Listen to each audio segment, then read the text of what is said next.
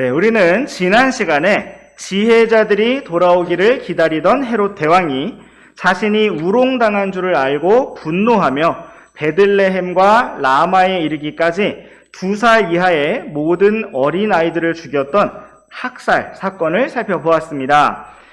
오늘날 이 땅에 하나님의 이름을 조롱하는 사람들이 많이 있고 믿음의 길을 비방하는 사람들이 많이 있지만 성경은 우리 하나님께서 조롱당하지 않으시며 모든 것을 심은 대로 거두게 하시고 갚으시며 심판하시고 또한 보상하시는 분이심을 확실하게 말씀하고 있습니다.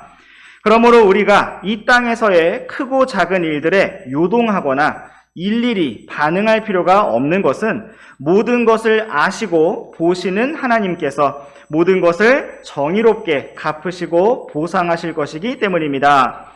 하나님께서는 우리가 잘 행하는 가운데 지치지 말라고 말씀하셨고 하나님께서 정하신 때에 거둘 것이라고 말씀하셨습니다. 그러므로 우리가 오늘도 인내로 믿음의 경주를 달리며 승리의 길로 나아가기를 원합니다. 오늘은 헤롯 대왕의 죽음 이후에 있었던 일들과 함께 나사렛 사람이 되신 주 예수님에 대해 살펴볼 것입니다. 주님께서 오늘도 하나님의 말씀을 통해서 우리를 은혜로 이끌어 주시기를 원합니다. 이제 우리 함께 마태복음 2장 19절에서 21절 말씀부터 보시겠습니다. 그러나 헤롯이 죽음에 보라 이집트에서 주의 천사가 꿈에 요셉에게 나타나 이르되 일어나서 어린아이와 그의 어머니를 데리고 이스라엘 땅으로 들어가라. 어린아이의 생명을 찾던 자들이 죽었느니라 하니 그가 일어나서 어린아이와 그의 어머니를 데리고 이스라엘 땅으로 들어가니라. 네, 이 말씀에서 우리는 막강한 권세를 행사하던 헤롯 대왕의 죽음을 볼 수가 있습니다. 그가 참으로 강력한 힘으로 자신의 왕권을 지키려고 하였고 많은 사람들을 두렵게 하였으며 또 어린아이들을 학살하기까지 하였지만 결국 그 또한 이렇게 죽음을 맞이할 수밖에 없었습니다. 오늘날 우리가 이 땅에서 성공하고 승리하며 세력을 넓혀가는 사람들을 부러워하거나 두려워할 필요가 없는 것은 결국 모든 사람이 죽음을 맞이하고 이 땅에서의 모든 영광이 마치 풀이 시들어버리는 것처럼 사라져버릴 것이기 때문입니다. 그러므로 오늘 우리가 이 땅에서 살아가는 모든 시간들이 결국 영원한 영광으로 계산되고 보상되지 않는다면 그것은 참으로 허무한 삶이라고 말할 수밖에 없습니다. 오늘도 하나님께서 우리에게 새로운 하루를 주셨는데 참으로 주님께서 주신 시간들을 우리가 가치 있고 의미 있게 영원히 남는 것으로 채워갈 수 있기를 원합니다. 이제 우리와 함께 프린트의 내용을 참조하시면서 당시의 역사적 상황을 보시겠습니다. 처음에 우리가 마태복음 말씀을 살펴보기 시작하면서 헤롯 가문의 역사에 대해서 살펴보았던 적이 있는데 이 시간 그 내용을 조금 기억해 보도록 하겠습니다. 우리 함께 누가복음 3장 말씀으로 가셔서 누가복음 3장 1절과 2절 말씀을 번갈아서 읽어보시겠습니다. 한편 카이사르 티베리우스의 통치 제15년에 본디오 빌라도가 유대의 총독으로 헤롯이 갈릴리의 4분 영주로 그의 동생 빌립이 이두레와 드라고니 지방의 4분 영주로 루사니아가 아빌레네의 4분 영주로 안나스와 가야바가 대제사장으로 있을 때 하나님의 말씀이 광야에서 사가랴의 아들 요한에게 임하니라. 네, 이 말씀과 같이 헤롯 대왕의 죽음 이후에 왕국은 4분할되어 각각의 영주에게 주어졌습니다. 처음에는 헤롯 대왕을 이어서 그의 아들인 헤롯 아켈라오가 통치하기 시작하였지만 그의 왕권 계승을 반대하는 많은 사람들이 있었습니다. 아켈라오는 어린아이들을 학살했던 자신의 아버지처럼 유대인들 가운데 약 3,000명가량의 사람들을 학살하면서까지 자신의 왕권을 지키고 강화하려고 하였지만 결국 로마 황제에 의해 폐위되었습니다. 그리고 왕국은 4분할되어서 우리가 함께 읽은 1절 말씀처럼 본디오 빌라도, 헤롯 안디바, 헤롯 빌립, 그리고 루사니아에게 각각 주어졌습니다. 사복음서 말씀에서 침례자 요한의 때에 그리고 예수님께서 사역하시던 당시에 헤롯이라는 이름으로 등장한 사람은 바로 헤롯 안디바입니다. 그는 자신의 동생 헤롯 빌립의 아내와 결혼하여 침례자 요한에게 책망을 받았었고 결국 침례자 요한을 감옥에 가두었다가 목을 베었던 바로 그 헤롯 왕이었습니다. 이제 우리 다시 마태복음 2장 말씀으로 돌아오셔서 마태복음 2장 22절과 23절 말씀을 번갈아서 읽어보시겠습니다. 그러나 아켈라오가 그의 아버지 헤롯을 대신하여 유대에서 통치한다는 것을 그가 듣고는 거기로 가기를 두려워하였지만 그럼에도 불구하고 꿈에 하나님으로부터 경고를 받은 뒤 옆으로 돌아서 갈릴리 지방으로 들어가 나사렛이라 하는 도시에 가서 거하니 이것은 주께서 대언자를 통해 그가 나사렛 사람이라 불리리라 하고 말씀하신 것이 성취되게 하려 함이더라. 네, 요셉은 헤롯 대왕의 죽음 이후에 꿈에 나타난 주의 천사의 인도를 따라 이스라엘 땅으로 들어왔습니다. 그러나 그는 헤롯 대왕의 아들인 헤롯 아켈라오가 유대에서 통치한다는 것을 알게 되었고 두려워하게 되었습니다. 어쩌면 요셉은 메시아 그리스도가 베들레헴 출신이어야 한다고 생각했기 때문에 마리아와 함께 베들레헴에서 삶의 터전을 마련하려고 하였을지도 모릅니다. 그러나 베들레헴과 예루살렘은 너무나 가까웠기 때문에 바로 그 유대 지방으로 가는 것이 참으로 두려웠을 것입니다. 그럼에도 불구하고 하나님께서 어서 이스라엘 땅으로 들어가라고 경고를 주셨기 때문에 요셉과 마리아는 자신들의 고향이었던 갈릴리 나사렛으로 들어가게 되었을 것입니다. 나사렛은 예루살렘으로부터 북쪽으로 많이 올라간 곳이었고 또 가난한 외딴 마을이었기 때문에 헤롯 아켈라오에게 추적당할 위험이 비교적 적고 안전하다고 느껴지는 지역이었을 것입니다. 마태복음 2장 23절 말씀에서는 이러한 요셉과 마리아의 행적 또한 주님께서 대언자들을 통해 말씀하셨던 말씀의 성취였다고 기록하고 있습니다. 또한 우리가 앞서 보았던 것처럼 하나님께서는 헤롯 아켈라오가 폐위되게 하시고 유대 지방에 빌라도 총독이 오게 하심으로써 요셉과 마리아에게 보다 큰 평안한 환경을 허락해 주셨습니다. 이제 우리 함께 23절 말씀에 나타난 예수님께서 나사렛 사람이 되신 것에 대해 살펴보도록 하겠습니다.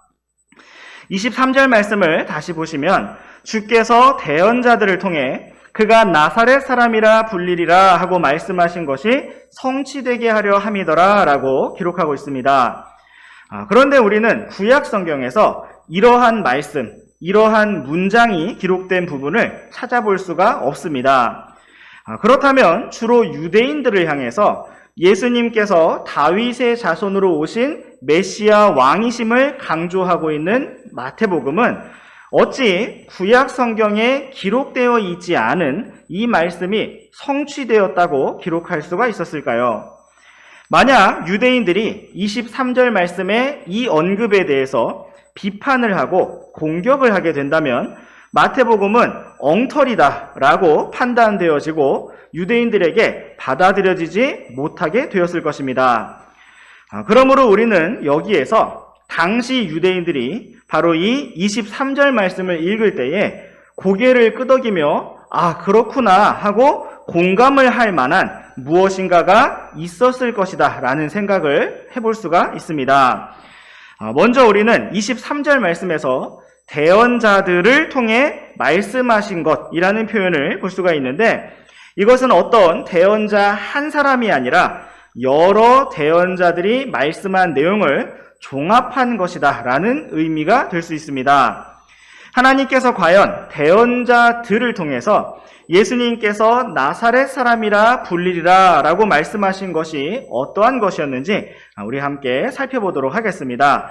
먼저 우리 함께 요한복음 1장 45절과 46절 말씀 함께 보시겠습니다. 빌립이 나다나엘을 찾아서 그에게 이르되 모세가 율법에 기록하고 대언자들이 기록한 분을 우리가 만났는데 그분은 곧 요셉의 아들 나사렛 예수님이시니라 하매. 나다나엘이 그에게 이르되 나사렛에서 무슨 선한 것이 날 수 있느냐 하니 빌립이 그에게 이르되 와서 보라 하니라. 네, 이 말씀은 참 이스라엘 사람이었던 나다나엘이 빌립의 전도를 통해 예수님을 알게 된 장면을 기록하고 있습니다. 빌립은 나다나엘에게 예수님을 소개하면서 모세가 율법에 기록하고 대언자들이 기록한 분이라고 하였고 또한 그분을 가리켜서 요셉의 아들 나사렛 예수님이시라고 표현하였습니다. 나다나엘은 빌립의 설명을 듣자마자 나사렛에서 무슨 선한 것이 날 수 있겠느냐 하고 반문하였습니다. 이러한 질문은 나사렛이라는 마을이 얼마나 가난하고 천한 동네였는가를 보여주기도 하고 또한 나다나엘이 예수님께서 나사렛 사람이라고 불리리라 라고 말씀하신 대언자들의 선포에 대해서 잘 인지하지 못하고 있는 상태였음을 보여주고 있기도 합니다. 어떤 분들은 예수님께서 나사렛 사람이라 불린다라는 말씀의 의미가 이처럼 예수님께서 가난하고 천한 사람으로 오실 것이다 라는 뜻임을 설명하기도 합니다. 그 내용이 프린트의 1번 박스 괄호 1번 항목에 정리해드린 내용입니다.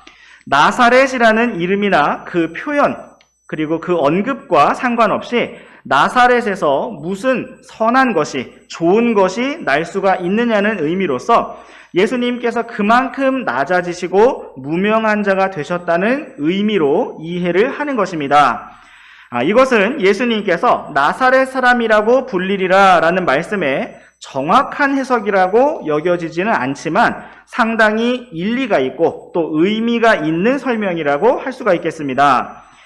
왜냐하면 예수님께서는 그렇게 무슨 선한 것이 나겠느냐고 여겨지는 바로 그 나사렛 사람이라고 불리셨기 때문입니다. 그만큼 예수님께서 낮아지셨고 가난해지셨다는 것입니다. 우리 함께 고린도 후서 말씀으로 가보시겠습니다. 고린도 후서 8장 9절 말씀을 우리 함께 읽어보시겠습니다.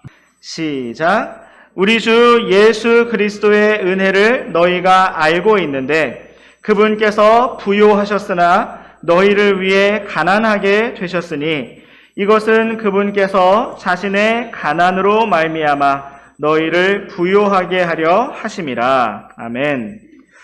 네, 우리 주 예수님께서는 참으로 부요하신 분이셨고 온 우주에서 가장 부요하신 분이셨습니다. 그분은 하늘의 영광을 다 가지신 하나님이시며 모든 것의 창조주이십니다. 그런데 이러한 하나님께서 친히 사람이 되어 오심으로써 우리를 위해 가난하게 되셨습니다. 자신의 가난으로 말미암아 우리를 부요하게 하시려고 그렇게 가난하게 되셨고 사람이 되셨으며 나사렛 사람이 되셨습니다. 하나님께서 이 땅에 오셔서 사람이 되시는 것은 말로 다 설명할 수 없는 사람으로서는 다 이해할 수가 없는 낮아지심입니다. 시간과 공간에 그 어떤 제약도 받지 않으시는 모든 것을 초월하시는 하나님께서 마치 감옥에 갇힌 것처럼 시간과 공간의 제약을 받으시고 사람으로서의 모든 연약함을 짊어지셨기 때문입니다. 그런데 예수님께서는 사람들 사이에서도 가장 높은 왕족으로 오신 것이 아니라 가장 가난하고 낮은 사람으로 오셨습니다. 물론 다윗의 계보를 따라 왕족으로 오신 것은 맞지만 그분께서는 처음 태어나셔서 남의 집 마구간에 말구유에 누이셨고 무슨 선한 것이 나겠느냐는 가난한 동네 나사렛에서 자라나셨습니다. 또한 우리 함께 이사야서 말씀으로 가셔서 이사야서 53장 2절과 3절 말씀을 번갈아서 읽어보시겠습니다. 그는 그분 앞에서 연한 초목같이 마른 땅에서 나온 뿌리같이 자라리니 그에게는 모양도 없고 우아함도 없으며 우리가 그를 볼 때에 그를 흠모할 만한 아름다움이 없도다. 그는 사람들에게 멸시를 당하고 거부되었으며 슬픔의 사람이요 고통을 잘 아는 자라. 우리는 그를 피하려는 것 같이 우리 얼굴을 감추었으며 그는 멸시를 당하였고 우리는 그를 귀히 여기지 아니하였도다. 네, 오늘날 유대인들에게는 혼자서 절대로 읽지 말라고 금지되어 있는 이사야서 53장 말씀은 우리 주 예수님에 대해서 이렇게 확실하게 기록하고 있습니다. 오늘날 유대인들은 회당에서 랍비가 다른 뜻으로 해석을 해줄 때만 이사야서 53장을 읽을 수가 있고 평소에는 포스트잇 같은 것으로 가려놓아서 실수로라도 눈이 향하지 않도록 막아놓는다고 합니다. 2절 말씀에서는 우리 주 예수님께서 연한 초목같이 마른 땅에서 나온 뿌리같이 그렇게 자라나실 것이라고 말씀하고 있습니다. 또한 그에게는 모양도 없고 우아함도 없다고 말씀하고 있고 사람들이 예수님을 볼 때에 흠모할 만한 아름다움이 없다고 기록하고 있습니다. 예수님께서는 사람을 창조하신 하나님으로서 가난하게 되셨을 뿐만 아니라 아름답지 아니한 볼품없는 모습을 가지셨습니다. 3절 말씀에서는 예수님께서 사람들에게 멸시를 당하고 거부되셨으며 슬픔의 사람이요 고통을 잘 아는 자가 되셨다고 말씀하셨습니다. 예수님께서 이렇게 가난하게 되시고 천하게 되시고 우리의 슬픔과 고통을 짊어지신 것은 바로 우리를 구원하시기 위함이었습니다. 또한 우리 함께 요한복음 8장 57절 말씀도 보시겠습니다. 시작. 그때에 유대인들이 그분께 이르되 내가 아직 50세도 안 되었는데 아브라함을 보았느냐 하매. 네, 이 말씀에서 유대인들은 예수님을 향해서 아직 50세도 안 된 나이로 여기고 있습니다. 만약 예수님께서 조금 더 젊어 보이셨다면 아직 40도 안 되었으면서 혹은 30도 안 되었으면서 라고 표현하였을 것입니다. 성경은 예수님께서 30살에 사역을 시작하셨다고 말씀하고 있고 요한복음에 나타난 6월절에 수를 세면 33살에 돌아가신 것을 알 수가 있습니다. 그런데 유대인들은 예수님이 50세도 안 된 것으로 보았습니다. 이처럼 예수님께서는 마른 땅에서 나온 뿌리처럼 그렇게 거칠고 볼품없는 모습을 하고 계셨습니다. 이러한 예수님의 모습은 그가 나사렛 사람이라고 불리리라고 말씀하신 그 말씀의 의미를 잘 보여준다고 할 수가 있겠습니다. 가난한 사람, 못생긴 사람, 좋아할 만하지 않은 사람, 그러한 모습을 우리 주 예수님께서 가지고 계셨습니다. 그렇게 예수님께서는 우리를 위해 슬픔의 사람이 되셨고 고통을 잘 아는 자가 되셔서 우리의 모든 죄와 슬픔과 고통을 짊어지고 십자가로 가셨습니다. 이처럼 놀라운 사랑과 은혜로 우리를 찾아오시고 우리를 구원하신 주님을 찬양합니다. 이제 우리 함께 프린트의 1번 박스 괄호 2번 내용을 참조해 보시겠습니다. 히브리 말로 나사렛은 나츠랏이라고 발음이 되고 그 표기를 우리나라 한글로 하자면 니은, 쌍지읒, 리을 이렇게 표기가 됩니다. 나사렛 사람이라는 말은 나츠리라고 발음이 되는데 그 역시 히브리 알파벳으로는 우리나라식으로 니은, 쌍지읒, 리을로 표기가 됩니다.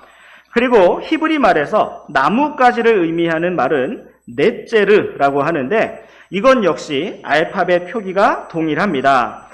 우리는 여기에서 가지, 나뭇가지, 넷제르라는 말을 통해서 예수님께서 나사렛 사람이라고 불리리라는 그 말씀이 구약성경 어디에서 등장하였는가를 찾아볼 수가 있습니다. 먼저 우리 함께 이사야서 11장 1절 말씀을 보시겠습니다. 시작. 이새의 줄기에서 한 막대기가 나고 그의 뿌리들에서 한 가지가 나서 자랄 것이요. 네, 이 말씀은 이새의 아들 다윗의 자손으로 오실 주 예수님에 대해 예언하고 있습니다. 그런데 그 표현을 보면 이새의 줄기에서 한 막대기가 나오고 그의 뿌리들에서 한 가지가 나서 자랄 것이라고 말씀하고 있습니다. 여기에 등장하고 있는 가지라는 단어가 바로 넷제르라고 하는 히브리어 단어입니다. 계속 이어지는 말씀들을 눈으로 훑어보시면 4절 말씀과 같이 이새의 뿌리들에서 나온 한 자가 이새의 뿌리들에서 나온 한 가지가 가난한 자들을 위해 의로 재판하고 땅에 온유한 자들을 위해 공평으로 꾸짖으며 자기 입에 막대기로 땅을 치고 자기 입술의 숨으로 사악한 자를 죽일 것이라고 말씀하고 있습니다. 이 말씀은 입에서 나오는 말씀의 검으로 적그리스도를 치시는 계시록 말씀에 기록된 재림하시는 예수님의 모습을 동일하게 보여주고 있습니다. 또한 이어지는 6절 말씀에서는 이리도 어린 양과 함께 거하고 표범이 염소 새끼와 함께 눕게 될 천년 왕국에 대한 말씀을 보여주고 있습니다. 그리고 우리 함께 10절 말씀을 읽어보시겠습니다. 시작. 그날에 이새의 뿌리가 있어 그것이 백성들의 기로 설 것이요 이방인들이 그것을 찾으리니 그가 베푸는 안식이 영화로우리라. 아멘. 천년 왕국 때에 이새의 뿌리요 다윗의 뿌리이시며 가지이신 예수님께서 백성들의 깃발이 되실 것이며 또한 이방인들도 주 예수님의 영광스러운 안식에 참여하게 될 것임을 말씀하고 있습니다. 이처럼 성경은 주 예수님에 대해서 예언할 때 이새의 뿌리요 또한 가지라고 표현을 하고 있습니다. 이제 우리와 함께 스가랴서 말씀으로 가보시겠습니다. 스가랴 6장 12절 말씀 우리 다 함께 읽어보시겠습니다. 시작. 그에게 말하여 이르기를 군대들의 주께서 이같이 말씀하시느니라. 이름이 가지인 사람을 보라. 그가 자기 처소에서부터 자라나서 주의 성전을 건축하리라. 또한 우리 계속 이어지고 있는 13절 말씀까지도 읽어보시겠습니다. 시작. 바로 그가 주의 성전을 건축하고 영광을 지니며 자기 왕좌에 앉아 다스릴 것이요. 또 그가 자기 왕좌에 앉아 제사장이 되리니 그들 둘 사이에 평화의 논의가 있으리라 하고. 네, 이 말씀에서 우리는 성전 그 자체가 되시는 또 왕이 되시는 어린 양 주 예수님의 모습을 볼 수가 있습니다. 성경은 주 예수님에 대해 예언하면서 이름이 가지인 사람이라고 말씀하고 있습니다. 여기에서도 넷제르라는 히브리어 단어가 등장을 하고 있는데 이것은 표기상 나사렛 사람이라고 하는 낫즈리와 동일한 단어입니다. 그의 이름이 낫즈리인 사람을 보라라는 의미가 되는 것입니다. 이러한 말씀들은 예수님께서 마른 땅에서 나온 연한 초목같이 뿌리같이 가지같이 오실 것이고 이새의 뿌리로 또 다윗의 가지로 오실 것이며 가지가 계속 자라나는 것처럼 그렇게 강하게 되셔서 온 땅의 왕이 되실 것임을 말씀하고 있는 것입니다. 마태가 이러한 히브리어 발음과 표기를 가지고 마태복음 말씀을 기록한 것이라면 계속해서 예수님께서 다윗의 자손으로 오시는 것을 강조하고 있는 측면에서 유대인들에게 매우 강력한 말씀의 성취로 다가갈 수가 있었을 것입니다. 우리 한국어로는 가지와 나사렛 사람이 전혀 다른 발음과 표기이지만 유대인들에게는 넷제르라는 이름으로 오실 그 이새의 뿌리, 다윗의 후손이 바로 낫즈리로 오신 예수님이시다라고 할 때 그 알파벳 표기가 동일했기 때문에 굉장한 전율과 함께 다가올 수가 있었을 것입니다. 이제 프린트의 1번 박스 마지막 괄호 3번 항목을 보시면 예수님께서 나사렛 사람이라고 불리시리라는 말씀이 바로 나사르 사람인 것이다 라고 설명을 하는 부분도 정리해 드렸습니다.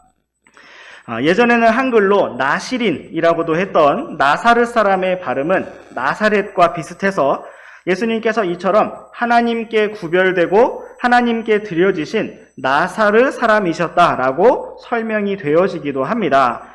이처럼 예수님께서 하나님 아버지께 철저히 구별되시고 드려지신 것은 확실히 나사르 사람과 같다고 할 수가 있습니다. 그런데 예수님께서는 나사르 사람의 규칙을 따르지 아니하셨습니다. 우리 잠시 민수기 6장 말씀으로 가셔서 나사르 사람에 대한 말씀을 보시겠습니다. 민수기 6장 먼저 2절부터 4절까지 말씀 번갈아서 읽어보시겠습니다. 이스라엘 자손에게 말하고 그들에게 이르라. 남자든 여자든 자기를 구별하여 나사렛 사람의 서원으로 맹세하며 자기를 구별하여 주께 드릴 때에 그는 포도즙과 독주로부터 자기를 구별하고 포도즙의 식초나 독주의 식초를 마시지 말며 어떤 포도즙도 마시지 말고 생포도나 건포도도 먹지 말지니라. 그는 자기를 구별하는 모든 날 동안 포도나무에서 난 것은 씨부터 심지어 껍질까지 아무것도 먹지 말고. 네, 이 말씀은 나사르 사람에게 주어진 첫 번째 규칙을 보여주고 있는데 그것은 포도나무에서 난 것은 씨에서부터 껍질에 이르기까지 아무것도 먹지 말라는 것입니다.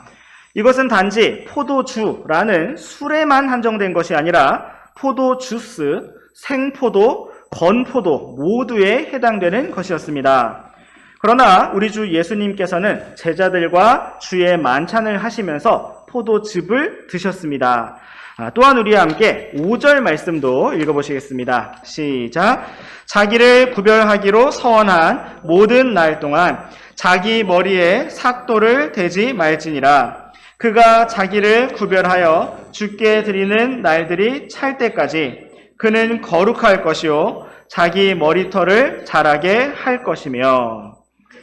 네, 우리가 삼손의 이야기를 통해 잘 알고 있는 바와 같이 나사르 사람의 규칙 중 하나는 자기를 구별하여 주께 드리는 날들 동안 머리털을 자르지 않는 것입니다. 그러나 성경은 예수님의 머리털에 대해 그 어떤 언급도 하지 않고 있습니다. 오늘날 사람들이 그리는 예수님의 이미지는 잘생긴 얼굴에 금발로 된 단발머리 스타일의 모습입니다. 그러나 당시 사회에서 남자들이 했던 평범한 머리는 시저 컷이라고 불리던 로마 황제들이 하던 짧은 머리였습니다. 미술 시간에 사용하는 석고상에 로마 황제들을 보면 오늘날처럼 짧은 머리를 하고 있고 영화나 드라마나 다큐멘터리 재현 영상들을 보아도 머리가 길었던 로마 황제는 없습니다. 동시대를 살았던 사도 바울도 남자가 긴 머리를 하는 것이 수치라고 하였기 때문에 예수님의 머리도 역시 오늘날 사람들이 그림을 그리는 것처럼 단발머리가 아니라 매우 짧았을 것이라고 보는 것이 더 합당합니다. 또한 오늘의 마지막 말씀으로 우리 6절 말씀도 같이 읽어보시겠습니다. 시작. 자기를 구별하여 주께 드리는 모든 날 동안에 어떤 시체에도 가까이 가지 말 것이니라. 네, 나사르 사람의 마지막 규칙은 시체에 가까이 가면 안 된다는 것이었는데 예수님께서는 회당장 야이로의 죽은 딸을 살리셨고 나인이라는 도시의 과부의 아들을 살리셨으며 죽었던 나사로도 살리셨습니다. 이처럼 예수님께서는 죽은 자들을 피하지 않으셨고 오히려 그들에게 다가가셨으며 그들을 살리셨습니다. 그러므로 예수님께서 나사르 사람처럼 하나님께 구별되고 드려지신 것은 맞지만 예수님께서 구약의 나사르 사람의 규칙에 따라 움직이지는 않으셨습니다. 마태복음 2장 23절 말씀에서 예수님께서 나사렛 사람이라고 불리리라고 기록한 말씀의 의미를 정리해 보자면 계속된 마태복음의 그 목적과 흐름에 따라서 예수님께서 바로 이새의 뿌리, 다윗의 가지로 오신 메시아 그리스도이심을 나타내 보여준다고 할 수가 있겠습니다. 이처럼 우리를 위해 낮아지시고 가난하게 되셔서 우리를 구원하시고 부요하게 하신 다윗의 뿌리요 자손으로 오신 주 예수님을 찬양합니다. 기도하고 마치겠습니다.